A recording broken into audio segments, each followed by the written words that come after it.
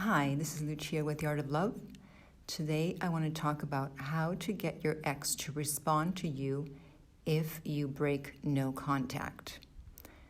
If you've been following me, then you know you're not supposed to break no contact. But I know you guys. You're not going to be able to do it a lot of the times, or some of the time. Let's be optimistic here. And you are going to break no contact. So, if you're going to play in the street, at least let me give you some tips on how not to get run over, right? So I'm going to give you an example of something that happened recently with me, and that is that I went to a website to sign up to post an ad for something, and they said the ad was free. Great. So I went through the sign-up process, my email, phone number, blah, blah, blah, placed the ad. I get to the end, they're like, oh, yeah, no, it's not a free ad. This needs to be sponsored. And so I thought, well, this isn't what I signed up for.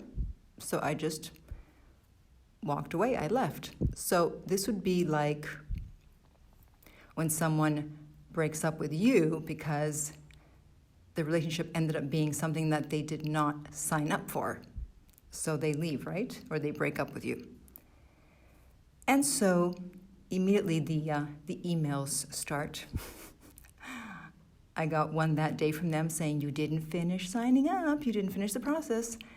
And as soon as I saw who it was in the subject line, I just ignored it. Next day, 2 more emails. Again, I didn't open them. I saw the subject line, ignored them. So this would be like you trying to get a hold of your ex, and they're ignoring your messages, your texts, your phone calls, your voicemails, whatever. They are not responding because they know that you want to get back together and they don't, so they are not responding. So then on the 3rd day, they called. And they caught me at a good moment because I had given my landline, and if I'm not home, obviously I can't answer, right? So I happened to be home, I happened to be near the phone, and I happened to not be busy. So I saw that it was them. All right, I thought, fine, let me see what they want. And I answered, but I had an attitude. And so I go, hello. Usually I'm a little more chipper when I answer the phone. It's more like, hello. This time it was like, hello. It's like, what do you want?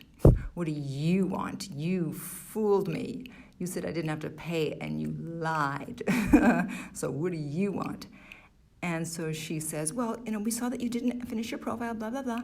And I said, yeah, I thought it was free, and I don't want to pay for the ad. And she goes, oh, you don't have to. I can turn it into a free ad. You just need to verify your email.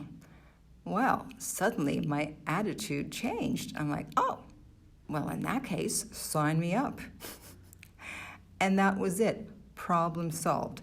So because she gave me what I originally wanted, now I was happy to continue on. So, to pick up the relationship from where I had left it, right? Now, I don't want you to think that I mean that if your ex wanted something and you didn't give it to them, i.e., a certain type of sex. Let's say they wanted to do a threesome and you didn't want to do it, so they left, and now you're thinking that I'm saying, oh, well, then I should just agree to the threesome and then we can get back together. I know it's an extreme example, but no, that's not what I mean. What I mean is that usually when you're contacting your ex, if they've broken up with you, you're doing it from a place of neediness, and you're just focused on what you want and on how bad you feel. But that's not how you get people to do what you want. Imagine if she had called up and she hadn't said that the ad was free, and instead she said, what happened? Why didn't you want to continue with your ad? We would love to have you on our site. We'd really love to have you on our site. Please come back. She would just be focusing on getting what she wanted, and she wouldn't have gotten it because I would have said, no, that's not what I want. Goodbye. But instead, she knew what I wanted. I'm assuming she did. And she gave me what I wanted. So you need to sell yourself. And when you're trying to sell yourself in any type of relationship, even especially a business relationship, the rule is you first give people what they want, and then they will give you what you want. You can't just be thinking about what's in it for you. That's why a lot of salespeople, when they call you up and you know right away, they're going to try to sell you something. They sound fake, and they're just focused on what they want. And that's why they don't succeed, instead of thinking, well, what does this person want? And so if you're going to call your ex, you better have a damn good reason. What good reason could you have for contacting them that they would be happy to have heard from you? They will be happy to talk to you. It's not always easy to come up with something, but if you just call up from your point of view of being insecure and needy and being upset, they don't care. As harsh as it may sound, they don't care.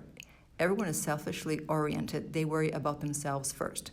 And so if you did not give them what they wanted originally, and now you're contacting them and you're still not giving them what they want, meaning, you lied, so they want to hear the truth, or there can be a million examples, and I don't need to go through them, then they're not going to want to talk to you as much as you think that they should. And your begging and crying is not going to do anything but push them further away. So if you're going to break no contact, and I hope you don't, just make sure you have a good reason. So if you have any questions or comments about this, or if you're interested in private coaching with me, you can contact me at the website, theartoflove.net. If you're listening to this on iTunes, I would appreciate if you would rate and review the podcast. If you're listening on YouTube, please subscribe. And finally, remember that love inspires, empowers, uplifts, and enlightens.